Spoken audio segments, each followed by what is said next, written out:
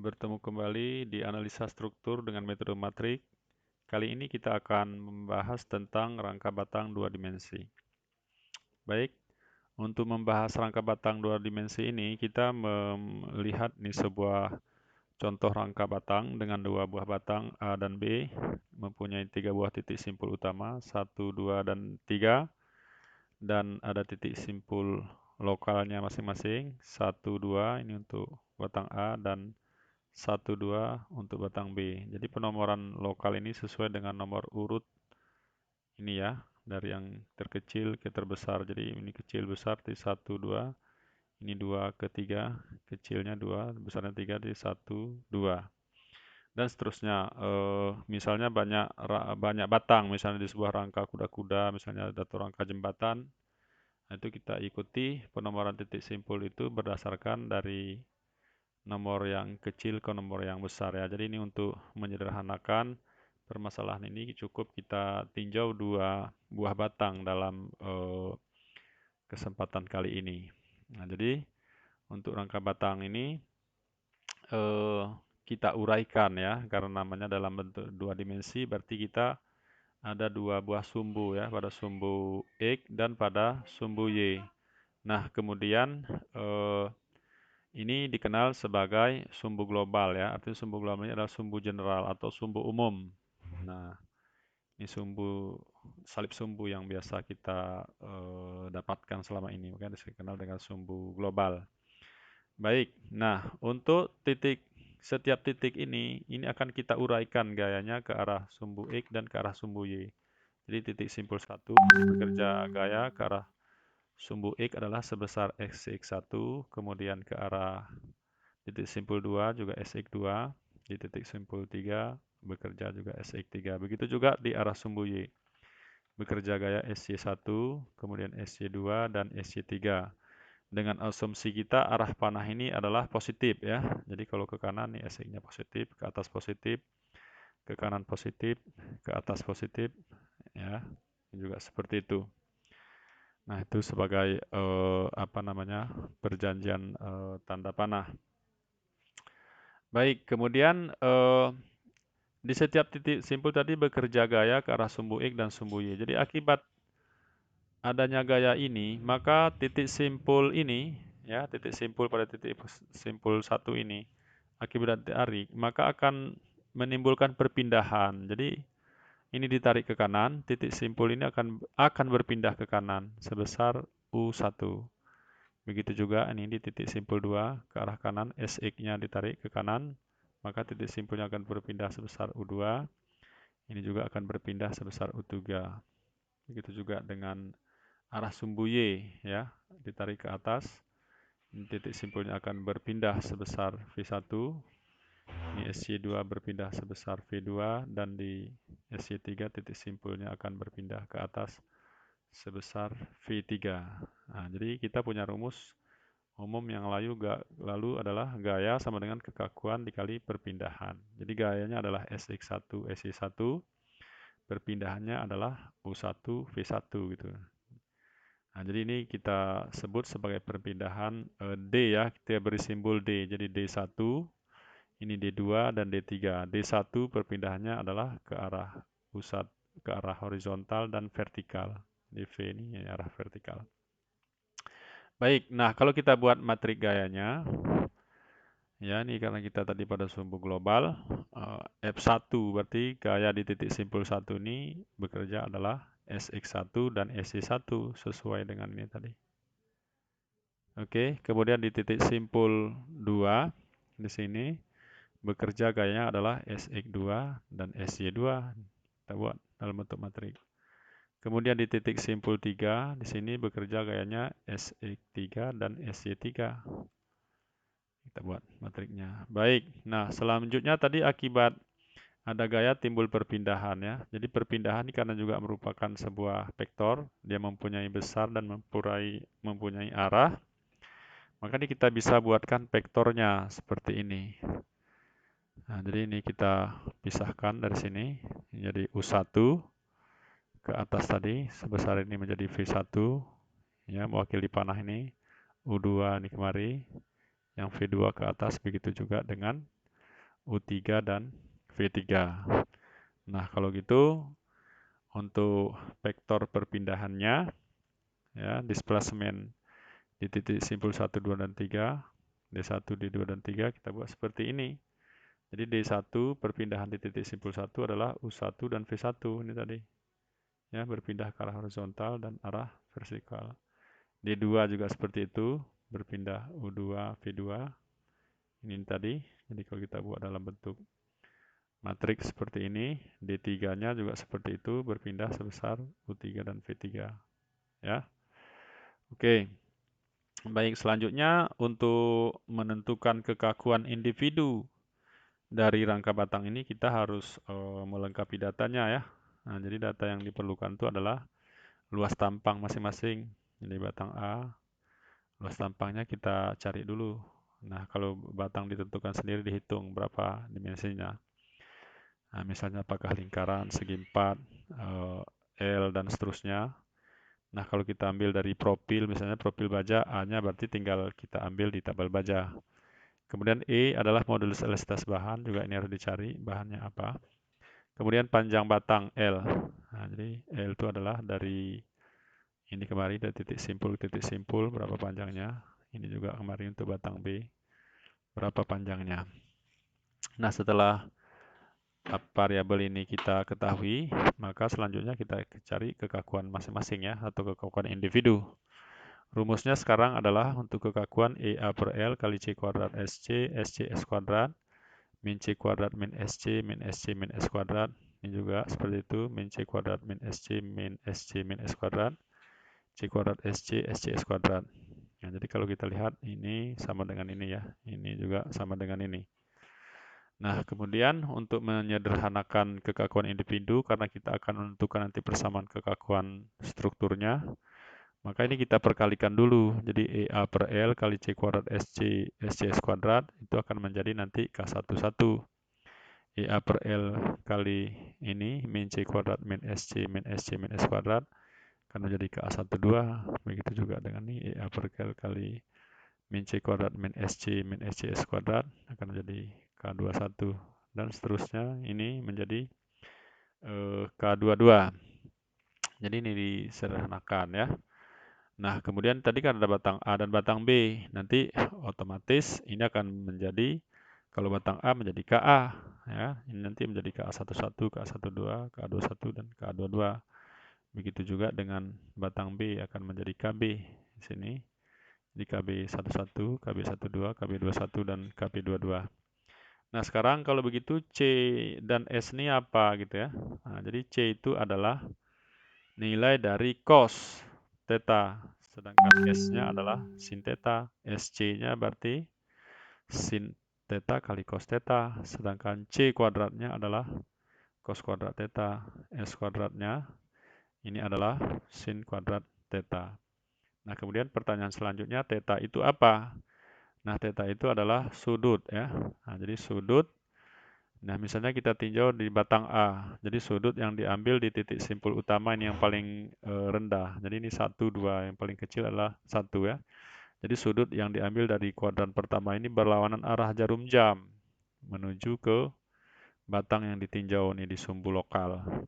Nah, ini berapa sudutnya nanti kita cari. Ya, nanti kalau dibagi menjadi segitiga, kemari, ini kan bisa kita hitung nih. Nah, jadi sudut ini tadi ke arah kemari ke 270 derajat. Ya, ini 90, ini kemari berarti 180, ke bawah lagi, tambah 90, berarti ini adalah 270 derajat, ditambah nanti dengan sudut dalam ini berapa. Nanti untuk lebih jelas kita selesaikan nanti di contoh soal ya. Nah, jadi untuk masing-masing batang tuh kita cari nilai tetanya ini. Jadi dari batang A, ini tadi. Untuk batang B juga seperti itu. Ini tadi titik simpulnya adalah 2 dan 3. Yang kecil adalah di 2. Maka sudut yang diambil tetap juga dari kuadran pertama. Ini arah sebelah kanan, ini berlawanan arah jarum jam ke batang ini, batang B. Oke. Nah, jadi untuk masing-masing batang A berarti nanti akan menjadi KA ya, KA1, KA12, KA21, dan KA22. C-nya ini theta cos theta-nya ini, theta-nya diambil adalah dari batang A. Selanjutnya untuk kekakuan B, KB, KB11, KB12, KB21, dan KB22, C-nya itu ya, itu diambil nanti theta-nya adalah dari batang B. Nah, setelah ini kita peroleh, maka untuk selanjutnya kita menyusun persamaan kekakuan strukturnya. Ini juga identik dengan rangka batang aksial yang lalu. Ada 3 buah titik simpul, berarti kita akan mendapatkan 3 buah persamaan ya. Jadi ada F1, F2, dan F3. Nah, meskipun nanti pada akhirnya F1, F2, F3 itu nanti akan kita ganti nilainya dengan ini. Nah, sekarang untuk memudahkan kita buat dulu persamaannya. Kita tahu bahwa persamaan umumnya adalah gaya sama dengan kekakuan kali perpindahan. Nah, gaya tadi udah kita bahas, kekakuan juga udah, perpindahannya juga sudah. Nah, sekarang kita susun persamaannya seperti ini. Jadi F1 kita berada di titik simpul 1. Jadi ini kita pisahkan titik simpulnya, ini 1, 2, ya, ini 1, 2 seperti yang saya jelaskan tadi. Lihat arah ini. Ini untuk titik simpul lokalnya, ya, batang A ini 1, 2, berarti 1, 2 di sini. Nggak boleh dibalik, 2-nya di sini, 1-nya di sini. Nah, jadi lihat urutan dari kecil ke besar. Ini juga seperti itu. 2, 3. Berarti ini 2 kecil, 3 lebih besar. Berarti 1-nya sini, 2-nya sini. Nggak boleh 2 di sini, 1 di sini. Oke, searah ya. Baik, jadi F1 sama dengan KA11 kali D1 tambah KA12 dikali D2. Rumusnya. Kemudian F2 juga ini saya percepat karena di kuliah yang lalu juga sudah kita bahas ya. F2 ini sama dengan F2 KA21 kali D1 tambah KA22 kali D2. Ini kan. Kemudian ditambah dengan yang batang B. KB 11 kali D2 tambah KB 12 kali D3. Ini dia. Kemudian persamaan di titik simpul 3, F3 kita berada di sini, ini berarti batang B. Berarti KB 21 kali D2 tambah KB 22 kali D3. Ini dia persamaannya kan. Nah, kemudian dari persamaan ini kita jadikan dia matrik kekakuan struktur, dirubah dalam bentuk matrik. Nah, sekarang kita rubah ya menjadi matrik kekakuan struktur. Nah, seperti ini. Nah, jadi ini persis seperti yang lalu cara membuatnya.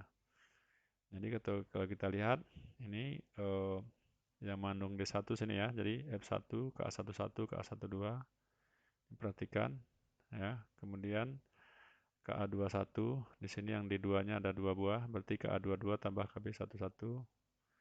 Kemudian KB12 ini juga seperti itu, D1-nya 0, D2-nya berarti KB21 ya. Kemudian D3-nya adalah KB22. Ini tetap dikontrol nanti.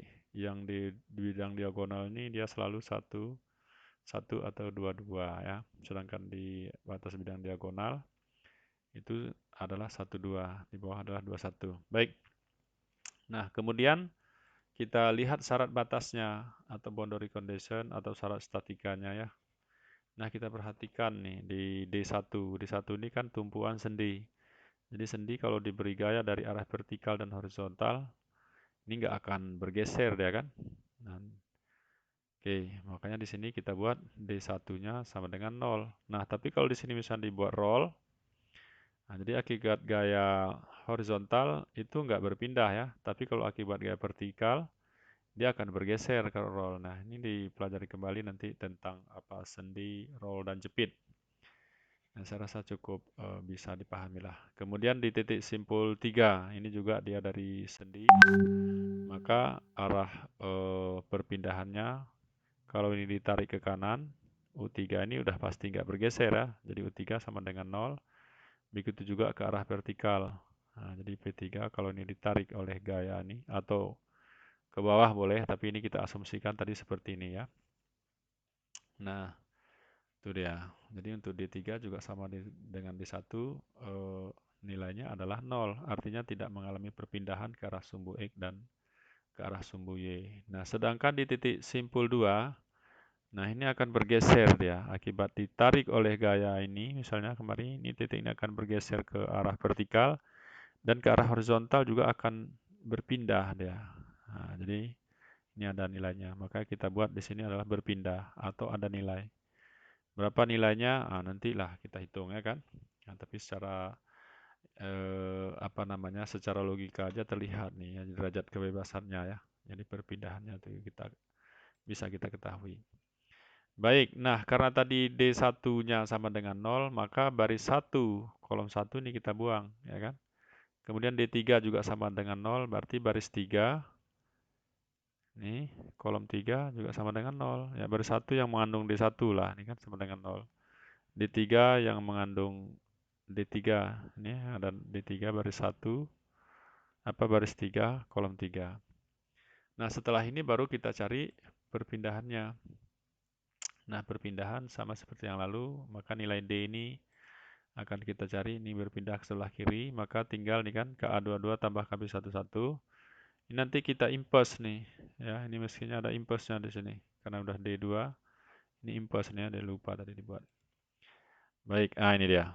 Jadi D2 itu tadi nilainya kan sama dengan U2 dan V2.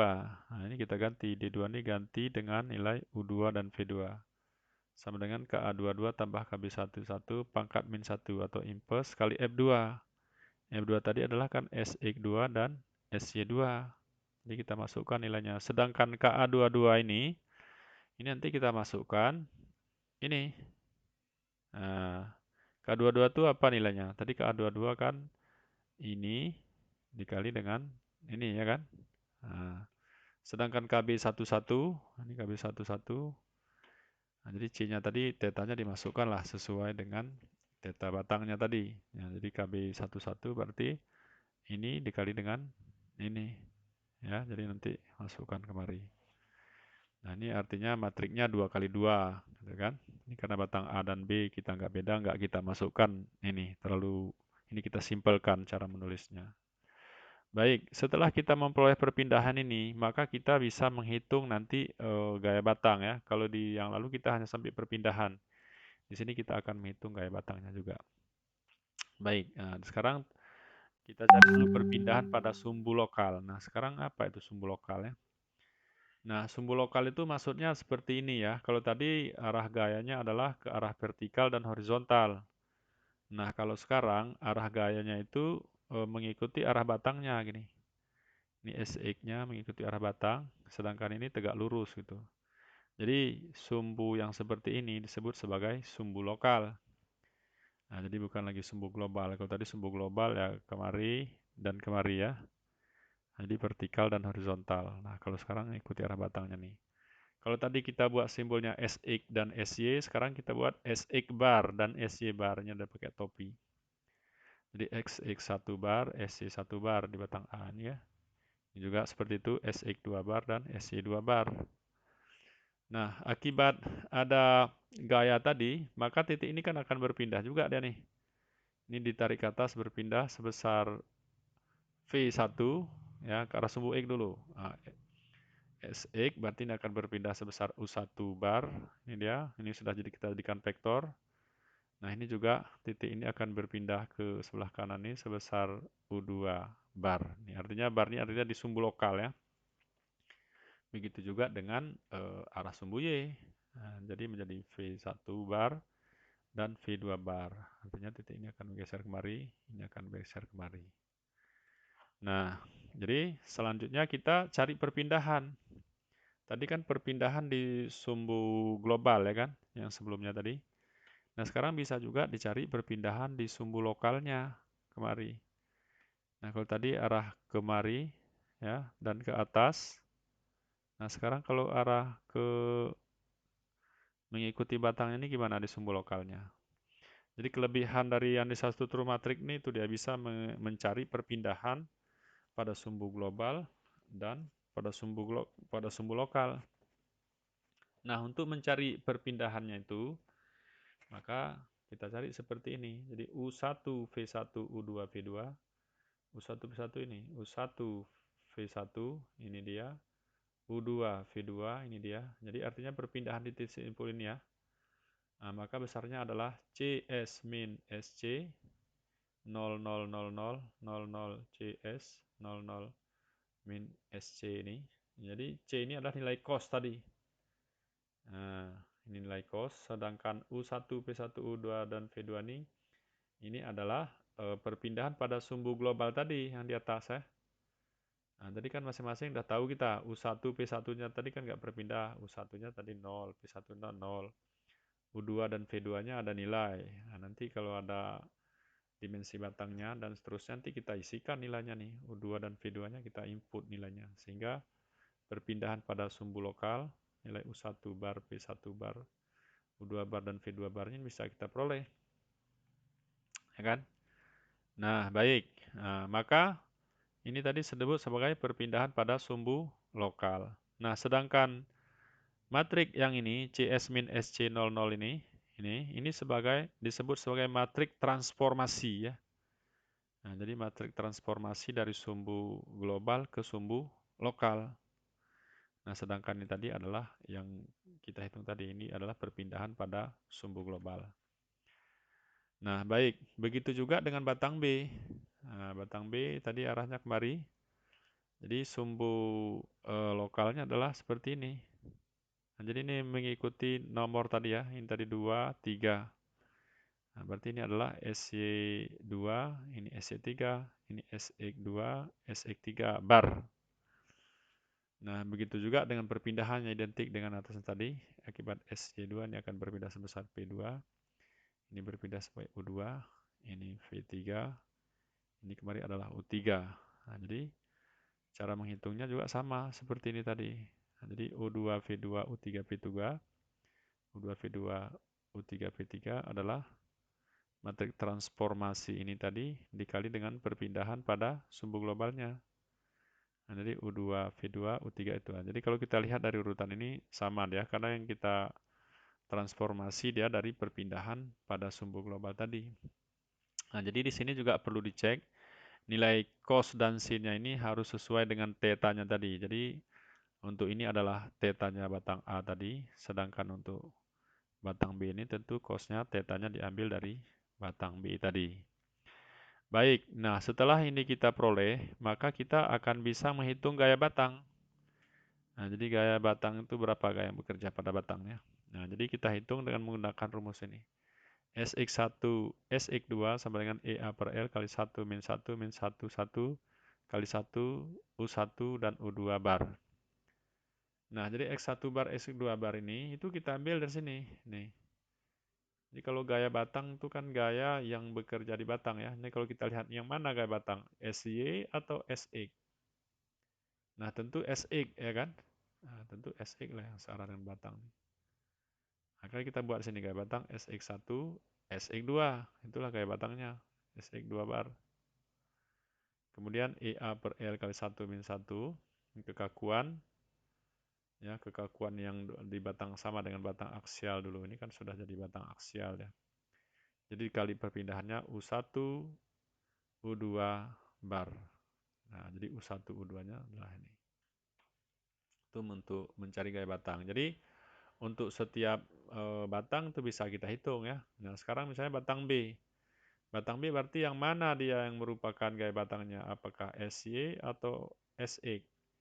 Nah, tentu identik dengan ini tadi. Yang gaya batangnya adalah SX kan. Jadi SX2 dan SX3. Ini dia. Jadi SX2, SX3 ini sama dengan EA per L kali 1 min 1 min 1, 1 dikali dengan perpindahannya adalah U2 dan U3. Nah, tadi ada perjanjian. Ini SX dan SY.